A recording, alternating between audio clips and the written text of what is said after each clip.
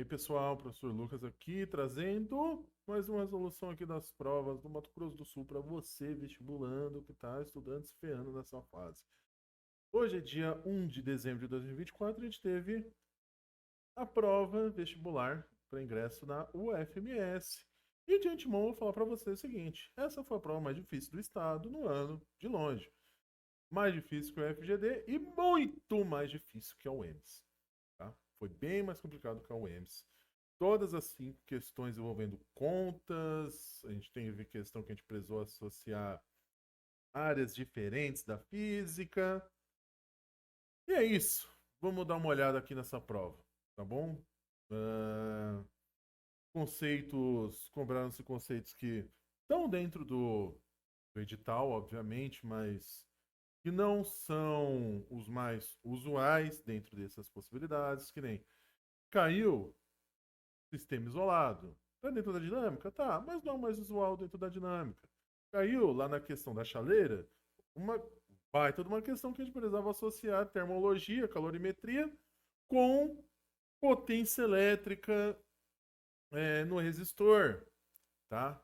Caiu, pensando aqui, mais de uma questão que a gente precisava usar conceitos de dinâmica com outra área, como na última questão lá da carga elétrica, que a gente precisava associar carga elétrica, justamente eletrostática, com lei de Newton, ou na segunda questão, que era associando hidroestática com estática, tá bom? Vamos lá. Primeira questão. No filme Passengers, de 2016, Jennifer Lawrence e Chris Pratt, há uma cena na qual o protagonista se envolve em uma enrascada. Ele fica à deriva no espaço, fora da nave, indo em direção ao motor dela. Apesar do desespero da situação, ele joga um objeto com determinada massa na direção do motor. Ao realizar uma força e empurrar a peça na direção do motor, a peça também exerce uma força sobre ele, fazendo com que se mova na direção contrária deste motor, safando-se do perigo. Vamos imaginar que o protagonista tem uma massa de 150 kg e a peça tem uma massa de 100 kg. Ele se desloca segurando a peça a uma velocidade de 3 metros por segundo em direção ao motor. Com qual velocidade ele precisa jogar a peça na direção do motor para que ele se mova no sentido oposto ao que estava se movendo com velocidade de 1 metro por segundo? Isso daqui não fica claro, né? Mas você precisa entender como um sistema isolado. O que é um sistema isolado? Sistema onde as forças internas são muito mais intensas que as externas, e por isso a gente ignora as forças externas. Aí, olhando por cima, a gente pode ver o quê? Que a força que o astronauta exerce na peça e a sua respectiva reação são muito mais intensas que qualquer outra força que possam, porventura, pode estar atuando sobre eles. Ainda mais que ele. Isso é mais acentuado pelo fato de ele estar no espaço. Tá? Então, interações gravitacionais ou qualquer outra natureza parecida com isso são muito baixas. Então a gente ignora e vê que só a força interna desse sistema está atuando. E se apenas forças internas atuam, a gente trata como um sistema isolado, e um sistema isolado a gente pode impor que a quantidade de movimento se conserva. Então, quantidade de movimento ou momento antes é igual ao momento, quantidade de movimento depois. Qual é a quantidade de movimento anterior? É a seguinte, ó, ele fala, e ele até destaca aqui entre parênteses, né? Falando, ó, segurando a peça. Ele fala que astronauta e peça estão se deslocando a 3 metros por segundo. Então, o sistema constituído de astronauta e peça, a sua quantidade de movimento vai se conservar. Antes, os dois estavam juntos, um segurava o outro.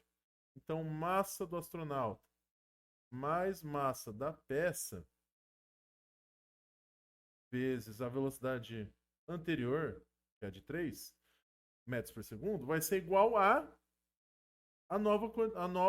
as novas quantidades de movimento. A quantidade de movimento da peça, que ela foi lançada, e a quantidade de movimento do astronauta, que na resposta da força vai ser deslocado para trás.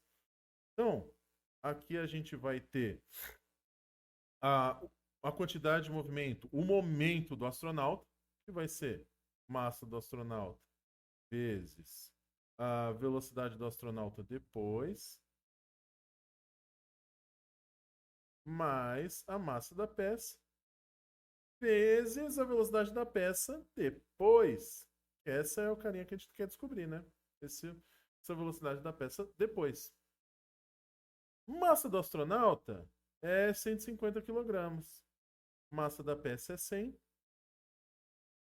Velocidade do astronauta e da peça em conjunto é 3. Massa do astronauta depois é 150. A sua velocidade é 1? Não, é menos 1, porque ele vai alterar sua direção. Então, é menos 1 mais a massa da peça, que é 100, vezes velocidade da peça depois, que é o que a gente quer descobrir, a velocidade de arremesso dela. 150 mais 100, 250. 250 vezes 3, 250 mais 250, 500, mais 250, 750. Isso é igual a 150 vezes menos 1, menos 150, mais 100. Velocidade da peça depois. Portanto, velocidade da peça depois vai ficar 750 mais 150, vou passar para o outro lado, que vai ficar 900. 900 dividido por 100. Corta 2 zeros em cima, corta 2 zeros embaixo. 9 dividido por 1, que é 9. Então, a peça foi arremessada a 9 metros por segundo.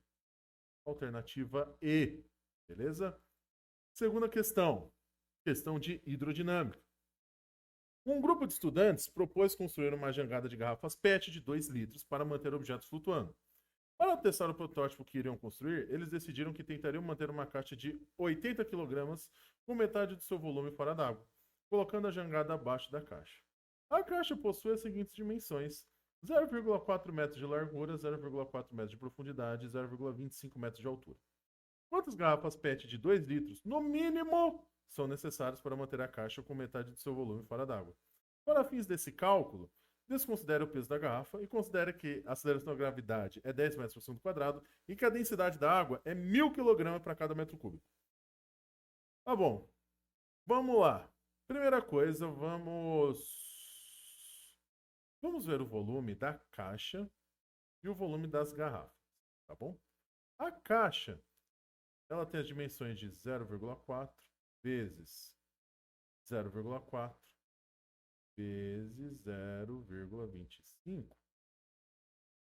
Isso daqui vai dar 0,04 metro cúbico de volume. E a garrafa, cada garrafa, tem 2 litros de volume. Obviamente, a gente não pode usar litros em situações de hidrodinâmica. A gente precisa tratar tudo para metro cúbico. A questão é a seguinte: a relação que você precisa lembrar é que 1 metro cúbico são 1000 litros. Então, 2 litros, a gente vai dividir tudo por 1000, vamos ficar com 0,002 metro cúbico. Aí, agora é o seguinte, vamos analisar fisicamente esse cara. Ele fala o quê? Temos uma caixa e que metade dessa caixa está submersa. E ela não fica completamente submersa, talvez nem chega a afundar, justamente porque tem uma jangada, um suporte de garrafas PET aqui, que impede que ele caia. Ele fala bem claramente ali que metade, então 50% da caixa fica para cima, 50% da caixa fica para baixo d'água.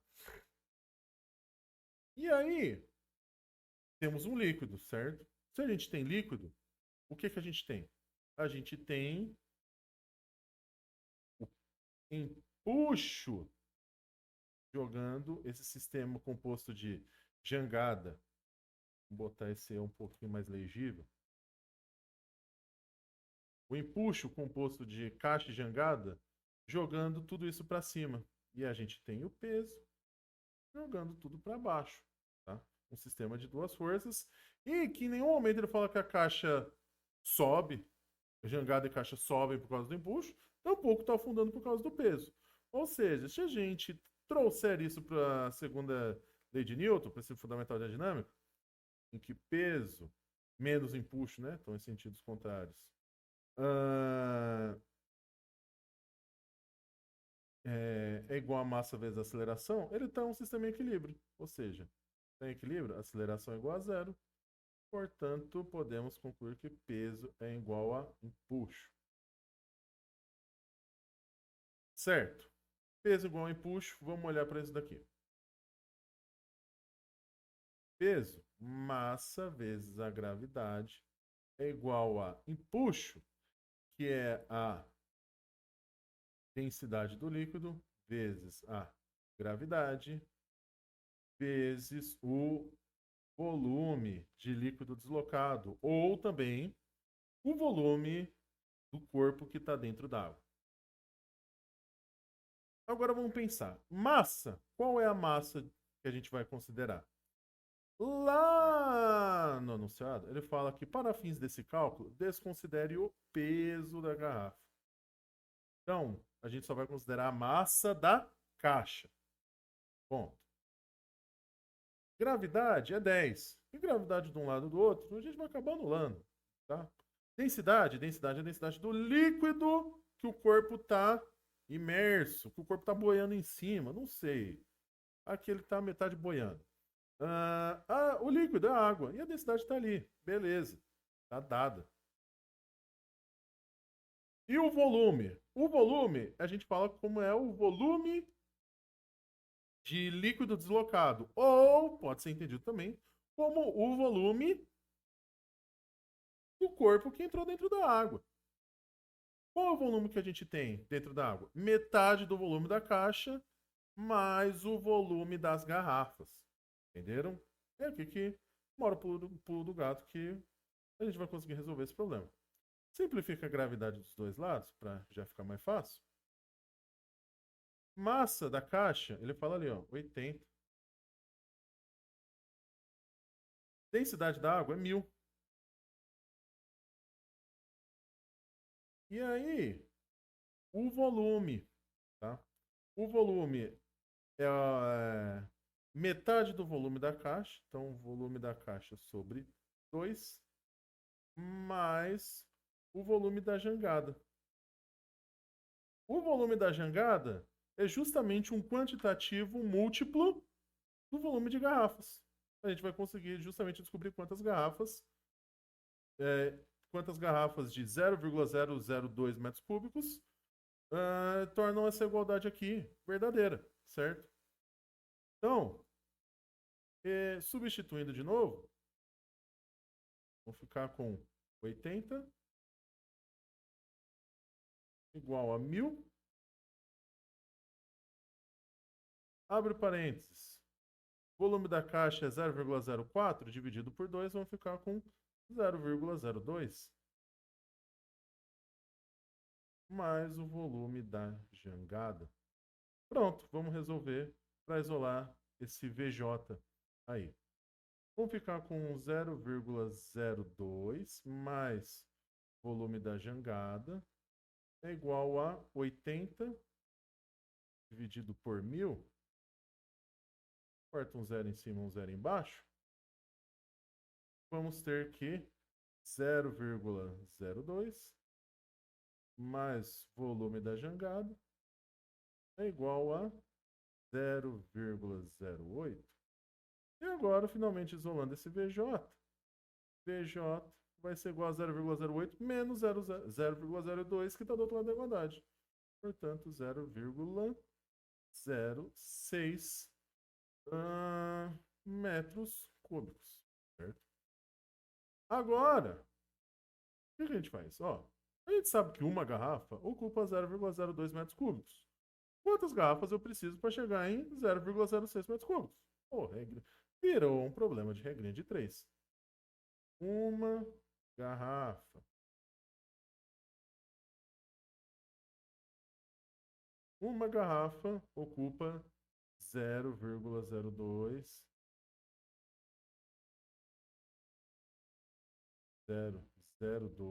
metros cúbicos. X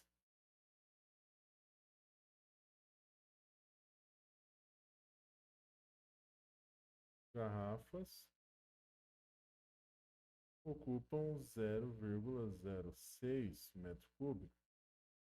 X, portanto, vai ser igual a 0,06 dividido por 0,002. Igualando casa, 3 casas em cima e embaixo vão ficar com 60 dividido por 2. Isso é igual a 30. Ou seja, 30 garrafas torna esse sistema possível. 30, alternativa C. Próxima questão. Questão chatinha porque envolve calorimetria com potência elétrica. Muito embora seja uma associação clássica, eles tentaram dificultar um pouquinho com um texto razoavelmente confuso, tá? Não é uma associação incomum, a gente vê calorimetria sendo associado com eletrodinâmica, com potência elétrica, do potência elétrica do resistor, mas esse em especial eu achei o texto meio mal escrito, tá bom? Bem fácil de confundir. Quem tá lendo. Ó, Cícero toda manhã fazia seu café fervendo água em uma velha chaleira elétrica de 500 watts de potência. Sempre antenado nas redes sociais, ele ouviu dizer que poderia economizar se trocar sua chaleira elétrica de 110 volts para uma nova de 220. Para quem estuda física, né? Vamos usar o que está no TikTok, é mais fácil. A informação dizia que se ele alimentasse uma chaleira elétrica de 220 volts com 110 volts, a potência consumida pela chaleira seria menor. Acreditando na informação, Cícero comprou uma nova chaleira de 220 volts da mesma potência que sua antiga. Ao fazer seu café no dia seguinte, ele percebeu que a água demorava mais tempo para ferver. Cícero decidiu então medir quanto tempo era necessário para ferver 1 litro de água nas duas chaleiras e, a partir dessas medidas, estimar o consumo de energia. Considerando, para fins de estimativa, que o calor específico da água é 4.000 joules por quilograma graus Celsius, a densidade da água é 1 kg por litro, a temperatura da água inicialmente era 25 graus Celsius, qual foi o consumo de energia e quanto tempo foi gasto se comparado à chaleira antiga? Seguinte, ó, a chaleira, ela converte energia elétrica em energia térmica. Essa energia térmica, obviamente, vai ser capturada pela água e essa energia térmica vai causar um aumento da temperatura da água. A energia gasta, portanto, vai ser o quê? O quimacete. O quimacete da água. O quimacete que a gente usa para conseguir quantificar quanto calor ou quanta energia é necessária para aquecer alguma coisa. Então, vamos fazer assim, vamos fazer esse problema por partes. Primeira coisa, vamos estimar a quantidade de calor necessária para aquecer a água de 25 graus Celsius até o ponto de fervura. Qual o ponto de fervura? Ele não coloca aí, mas vamos lembrar, 100 graus Celsius. A massa, ele não dá diretamente. Vários pequenos pontos que ele não vai dando diretamente, que a gente precisa ir lembrando. Ele fala que aqueceu 1 litro de água. 1 litro de água, segundo a razão que ele teve ali, e é uma razão que você tem que lembrar sempre, 1 litro de água tem 1 quilograma. Calor específico, 4.000 joules por quilograma graus Celsius. E aí, aqui pelo menos ele facilitou, né? Podia ter dado em calorias e que depois a gente teria que converter caloria para joule e menos mal. Pelo menos isso não atrapalhou. E delta T, variação de temperatura. Saímos dos 25 até os 100 graus, então variação vai ser 100 menos 25 é igual a 75 graus Celsius. Portanto, que macete, calor sensível necessário para aquecer essa situação aqui vai ser 1 vezes 4.000 vezes 75. E que isso daqui vai dar, segundo minha colinha aqui, isso vai dar 300.000 joules.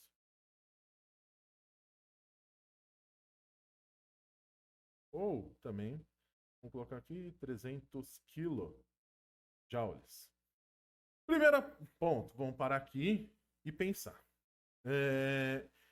A quantidade de energia gasta e prestando atenção no texto também, ele não fala nem que uma chaleira, nem a chaleira velha, nem a chaleira nova, tem problemas de conversão. A gente está partindo do pressuposto que toda energia elétrica está virando energia térmica.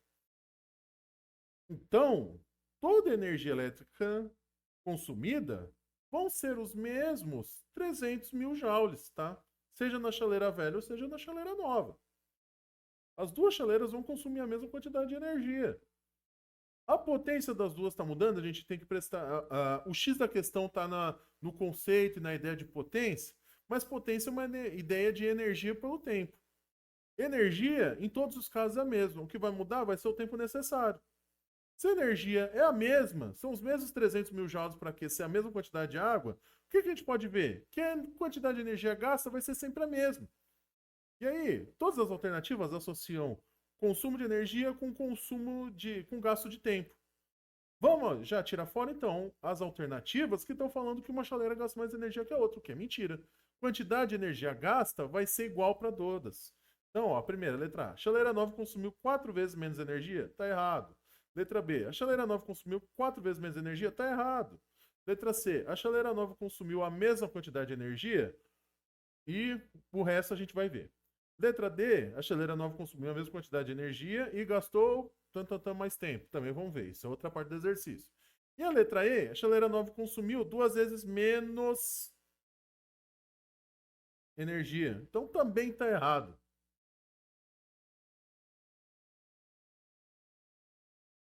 Aí, vamos para a segunda parte. Fazer a análise da potência elétrica desse cara aqui. Ele fala o seguinte, que ele saiu de uma chaleira de 110 volts, que recebia 110 volts lá da tomada, tensão elétrica de 110 volts, e gastava 500 watts de energia nesse processo. O que ele está falando agora? Ele está falando de uma chaleira que é ligada no 220 volts, nominalmente ela funciona com 220 volts, e quando ligada em 220 volts, essa potência qual é? A mesma. Em algum lugar aqui, que justamente esse texto ficou grandão, ficou ruim de achar as informações, tá aqui, ó. Cícero comprou uma nova chaleira, vamos sublinhar. Cícero comprou uma nova chaleira de 220 volts da mesma potência que a sua antiga. Ou seja, a potência continua sendo 500 watts. Se a potência continua sendo 500 watts, o que a gente pode fazer associando potência e tensão? A gente vai descobrir a resistência interna dessa chaleira. Porque se a gente descobrir a resistência interna dessa chaleira, a gente descobre qual que vai ser a potência que ela vai consumir se estiver ligada em 110 volts. É isso que a gente vai fazer. Então, trazendo isso para cá, P é igual a U quadrado sobre R. O por, uma das razões que a gente utiliza para calcular a potência elétrica. Potência. A gente já pode isolar a resistência aqui, né? Resistência vai ser, então, tensão ao quadrado, que é 220, sobre a potência, que é igual a 500. Isso daqui, segundo a minha colinha, vai dar 96,8 ohm. Certo? Agora, o que a gente sabe? Ó, resistência interna é intrínseco. Se eu ligar em 110, em 220, em 10, em 1000, em 1 milhão, resistência interna vai ser a mesma. Então eu vou trazer essa mesma resistência interna para outra situação de ligação, que ele fala o seguinte, ó, a informação dizia que se ele alimentasse uma chaleira elétrica de 220 com 110 volts, ele vai alimentar essa chaleira de 96,8 ohms de resistência interna numa tensão de 110 volts. E aí vai obter o quê? Um pelinho em resposta. Vai ser uma potência, obviamente, menor. Pelinha vai ser igual a U' quadrado sobre R. Tensão ao quadrado, 110. Resistência, 96,8. Isso daqui vai dar 125 watts. Ou seja, nominalmente essa chaleira podia funcionar com 500 watts, mas ela estava funcionando só com 125. Se ela estava funcionando só com 125 watts, a gente pode obviamente já pensar o quê? Que a chaleira nova está demorando muito mais tempo que a chaleira velha. Agora, vamos fazer as duas comparações. Chaleira nova e chaleira velha. Bom, então, uma parte 3. Aí a gente finalmente fecha esse exercício. Situação 1. Partindo lá da relação de potência. Se potência é energia por tempo, o tempo é energia pela potência. Ou seja, o tempo necessário na primeira situação vai ser a energia. Qual é a energia? A energia que a gente calculou lá atrás para aquecer a água. 300 kJ. Então, 300 vezes 10 a terceira. Dividido pela potência nominal da primeira chaleira, que é 500 watts.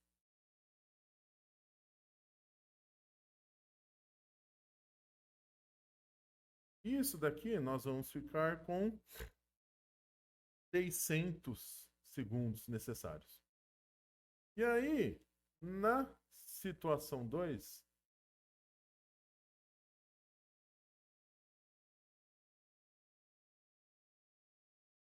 ΔT vai ser a mesma energia, 300 vezes 10 a terceira, dividido pela potência da chaleira de 220 volts ligada em 110 volts, que dá 125. Tudo isso daí vai dar 2.400 segundos. Ou seja, finalmente chegamos numa situação que a gente pode estimar aqui, ó, ΔT1 e ΔT2. A gente pode ver então que se ΔT2, 600 e 400 são múltiplos, felizmente, mas vamos fazer a razão. ΔT2 por ΔT1. ΔT2 é igual a 2.400. ΔT1 é igual a 600. Corta os dois zeros. 24 por 6 é igual a 4. Ou seja, podemos falar que a segunda chaleira demorou 4 vezes o tempo da chaleira 1. Logo, voltando lá nas alternativas, que a gente já eliminou para apenas duas possíveis, a chaleira nova consumiu a mesma quantidade de energia, beleza, e gastou 4 vezes mais tempo que a chaleira velha? Exatamente isso. Alternativa C. Chata essa questão. Grande, muita coisa para ser considerada. Questão de número 4. Sonorizadores são ranhuras feitas no asfalto das rodovias para quando um veículo passe, um som seja produzido. O cara tá lá dirigindo, passou em cima, deu dá aquele tranco e o caboclo acorda. Marcelo, ao passar com seu carro sobre um desses sonorizadores a 72 km por hora, percebeu que o som emitido era exatamente um Lá de 440 Hz. Ele percebeu que poderia tocar diferentes notas variando a velocidade com que passava pelo sonorizador. Qual a velocidade para que o som emitido seja um Mi de 330 Hz? Seguinte, vamos lembrar aqui. O que é um sonorizador? É justamente você estar aqui na pista, o carro vai passar a ter uma série de ranhuras na pista.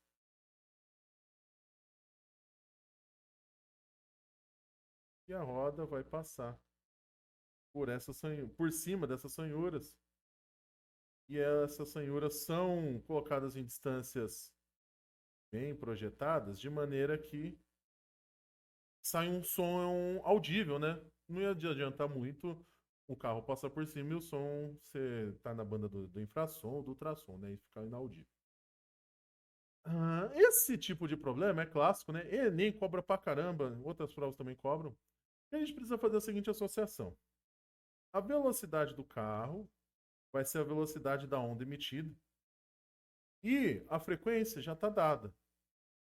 De maneira que a distância entre cada ranhura do sinalizador vai ser o lambda, ou seja, o comprimento de onda. Então, vamos lá. Primeira coisa, vamos pegar a velocidade do carro. A velocidade do carro é 72 km por hora. Obviamente, precisamos converter isso daí, 22 km por hora, dividido por 3,6, vão ficar com 20 metros por segundo, tá? E aí, vamos trazer isso para a equação fundamental da ondulatória. A velocidade da onda emitida, melhor falando, a velocidade da a frequência e o comprimento de onda emitido vão ser calculados a partir da relação entre a velocidade do carro e o comprimento de onda estabelecido que vai ser entre as ranhuras do sonorizador. Então, velocidade do carro vai ser igual a lambda, que é o comprimento de onda, mas nesse caso vai ser a distância entre os sonorizadores, vezes a frequência do som. Velocidade do carro é 20. O comprimento de onda é o que a gente quer descobrir. E a frequência é 440. Por que eu quero descobrir o lambda? Porque o sonorizador é o mesmo. Então, para diferentes velocidades do carro, eu vou ter diferentes frequências. Beleza? Lambda aqui, portanto, vai ser igual a... Vai dar um número meio quebrado. Vamos catar da minha colinha aqui. Arredondando, tá? Aproximando, vai dar... Vou colocar aqui o sinal correto. Fazendo uma pequena aproximação, vamos ficar com 4,5 vezes 10 a menos 2 metros. Agora, vamos fazer o seguinte. Como eu falei, supor que é o mesmo carro passando no mesmo sonorizador com uma velocidade diferente. Isso vai gerar uma frequência diferente? Ele quer saber a velocidade para a frequência ser 330. Então, velocidade do carro vai ser igual a o comprimento de onda. O comprimento de onda é o quê? Voltando, a distância entre as abas do sonorizador. Então, 4,5 vezes 10 a menos 2, vezes a frequência, que é 330. Isso, vamos ter aproximadamente 15 metros por segundo. Arredondando um pouco, porque justamente aquela aproximação do 4,5 é uma dízima periódica, então a gente acaba perdendo algumas casas decimais só trazendo essa aproximação. A gente vai ficar com 15 metros por segundo, que se a gente converter para km por hora, a gente vai para 54 km por hora. Ou seja, letra E. E por último, mas não menos importante, última questão envolvendo conhecimentos de eletrostática com associação à segunda lei de Newton, né? Conhecimento de dinâmica. Tá bom? Número 40. Considere duas cargas elétricas, Q1 e Q2, ambas com massas M1 igual a M2, que vai dar. A massa delas é 10 elevado a menos 5 kg. A carga Q1 foi colocada em um ponto próximo à superfície da Terra. E a carga Q2 foi colocada em um ponto próximo à superfície de Marte. Nos pontos onde foram colocadas as cargas Q1 e Q2, existe um campo elétrico e uniforme, vertical e ascendente, de intensidade E igual a 10 a sexta Newton por Coulomb. Sabendo que nessas condições as cargas estão em equilíbrio e considerando que a aceleração da gravidade da Terra é 10 metros por segundo quadrado e que a aceleração da gravidade de Marte é aproximadamente 38% da gravidade da Terra, os valores da carga Q1 e Q2 e seus sinais são, respectivamente... Tá, vamos fazer a análise aqui. Primeira coisa, vamos ver as gravidades, né? Gravidade da Terra é 10. 10 metros por segundo quadrado. A gravidade de Marte vai ser 38%. Então, 0,38 vezes G da Terra. Portanto, vamos ficar com 3,8 metro por segundo quadrado. Tá? Agora, vamos olhar para as duas situações. Ele fala o seguinte, que ambas as situações, ó, a gente está aqui na Terra, vou colocar aqui, Terra. Fala que aqui a carga elétrica está aqui. E que ela está submetida a um campo elétrico ascendente.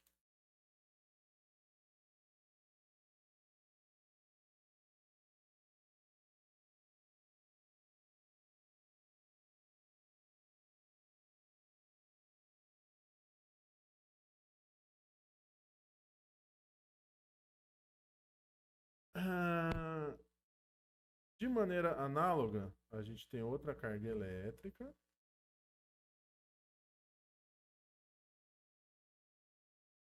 Perto da superfície de Marte.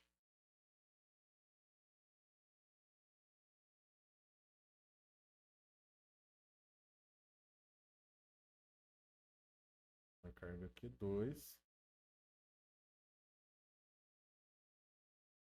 E que também está imbuída, está dentro de um campo elétrico uniforme. E ambos têm a mesma intensidade. A carga elétrica, a gente não. Ele tem massa. Se ele tem massa, é uma carga elétrica. Dentro de um campo elétrico, ela fica submetida a uma força elétrica. E ela tem massa. Se ela tem massa, a gente precisa considerar o seu peso. Em ambas as situações, o peso está para baixo. Peso da carga 1, peso da carga 2. E aí, ele fala que, cadê aqui? Ele fala que as cargas estão em equilíbrio, vamos achar. Sabendo que, nessas situações, as cargas estão em equilíbrio, tá? Então, ele falou que as cargas estão em equilíbrio. Ou seja, não estão acelerando nem para cima nem para baixo. Se elas estão dentro de um campo elétrico, cargas elétricas dentro do campo elétrico ficam submetidas a uma força elétrica. Se ela não é acelerada nem para cima nem para baixo, a gente pode supor que a força elétrica de ambos os casos está equilibrando o peso. Força elétrica 1, força elétrica 2. Pronto. Por enquanto virou um problema de lei de Newton, certo? Vamos estimar qual é a carga elétrica a partir desse raciocínio, tanto na Terra quanto em Marte. Vamos fazer primeiro na Terra, tá bom? Se ele está em equilíbrio, vamos colocar aqui, ó, força elétrica menos o peso é igual a massa da carga, que é igual para todo mundo, mas vamos colocar aqui M1 vezes a aceleração. Se ele está em equilíbrio, esse termo todo é zero. Então, força elétrica 1, peso 1, eles vão ser iguais. Força elétrica, como é que a gente pode chamar ela? Força elétrica a gente pode calculá-la através da relação campo elétrico vezes a carga.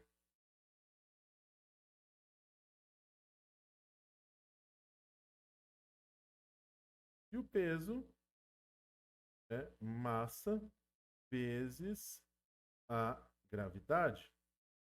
Quem que eu quero descobrir aqui? O valor da carga. Portanto, carga 1 vai ser igual a massa vezes gravidade. Qual que é a massa do cara? Massa dessas cargas? 10 vezes 10 elevado a menos 5, né? Então, 10 elevado a menos 5 vezes 10 dividido pelo campo elétrico, que é 10 a sexta.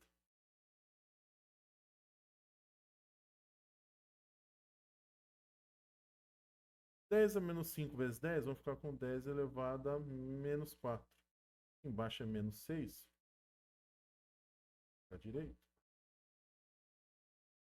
10 a menos 5 vezes 10 a primeira, vamos ficar com 10 elevado a menos 4. Dividido por 10 elevado... 10 a menos 6 não, coloquei errado de novo. Meu Deus. Vamos lá. Em cima vamos ficar com 10 elevado a menos 4.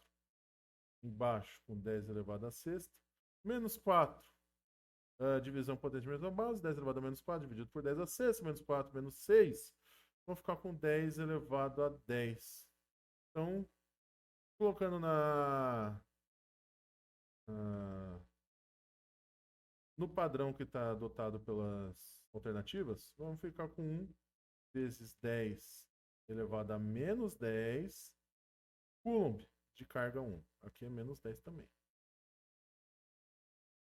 Agora, a segunda situação. Uma formulação muito parecida. P2, peso 2 e força elétrica 2 se equilibram. Então, elas vão ser iguais.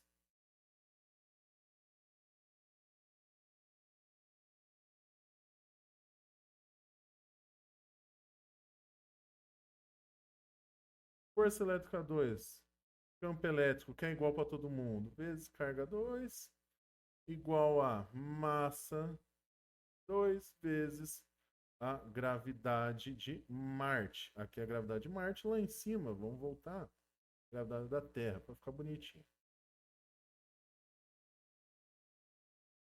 Isolando carga 2 vai ficar...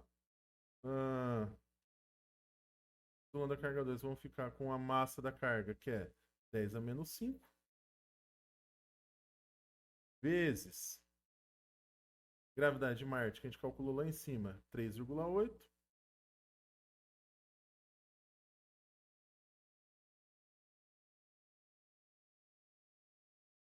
E o campo elétrico, que é o mesmo para todo mundo, 10 elevado a 6. Isso vamos ficar com 3,8 vezes 10 menos 5 menos 6 da base comum, 10 elevado a sexta, vamos ficar com 10 elevado a menos 11. Mas a gente pode ver aqui que não tem 3,8 vezes 10 a menos 11 em lugar nenhum, tá? Isso significa que a gente precisa corrigir essa casa decimal. Se a gente jogar a vírgula para a esquerda, vamos ficar com 0,38 vezes 10 a menos 10 coulomb. Tá. Achamos o módulo das cargas. Vamos olhar as alternativas agora. Letra A. Carga 1 igual 1 vezes 10 a menos 10 coulomb. Beleza. Sendo negativa. E carga 2, 0,38 vezes 10 a menos 10 coulomb. Negativo. Ok. Está dentro dos valores que a gente encontrou. A gente vai ter que pensar depois, ver a polaridade da carga. Letra B, carga 1, 1 vezes 10 a menos 9. Pô, isso aqui tá errado. Já tira. Letra C, carga 1, 10 vezes 10 a menos 10. Não, é 1. Então também já tira. Letra D, carga 1 igual a 10 coulomb. Tira também. Letra E, Q1 igual a 1 vezes 10 a menos 10 coulomb. Positiva. Beleza, tá batendo o módulo. Q2 igual a 0,38 vezes 10 a menos 10 coulomb. Positiva. Pode ser também. Então agora a gente tem que descobrir se é negativo ou positivo. Seguinte, ele está falando que em ambos os casos o campo está ascendendo. Ascendendo. Ou seja, a gente pode supor, então, lembrando do fundamento lá do sentido do campo elétrico, que o campo elétrico da carga positiva ele é repulsivo, ele tem no sentido de saída, certo? E o negativo, ele tem um sentido de entrada, de penetração. A gente pode supor, então, que quem está gerando esse campo, se ele está indo de baixo para cima, a gente pode supor, então, que é uma geração positiva em ambos os casos, tanto na Terra quanto em Marte. E que aí, se é um campo positivo, indicando um campo positivo não, mas um campo repulsivo, gerado por uma talvez uma carga positiva na Terra, alguma coisa assim, na superfície, tanto da Terra quanto de Marte, a gente pode olhar aqui e ver que a força ela tem um caráter de repulsão, porque ela está indo no sentido contrário, tá saindo fora da superfície, né? Se está saindo fora da superfície, é força de repulsão, por quê? Porque são cargas positivas. Então a gente vê aqui e vê que tanto Q1 e Q2, seguindo esse raciocínio, são cargas positivas. Ou seja, chegamos aqui na alternativa e marcamos a letra E. Beleza, gente? E é isso. Provinha grande, provinha extensa, provinha cansativa pra caramba. Espero que você que vê essa prova, as outras disciplinas estivessem mais tranquilas. Física, eles resolveram apertar um pouquinho esse ano, tá? Mas é isso, gente. Lembrando, se você chegou até aqui, se inscreve, dá um like, compartilha aí, passa aí pro seu amiguinho que também tá fazendo vestibular, tá estudando pra esse negócio. Um beijo. Até a próxima, né? Daqui a pouco vai ter a passe e eu pretendo trazer vídeo dos passes de cada ano, beleza? Tchau, gente. Até a próxima.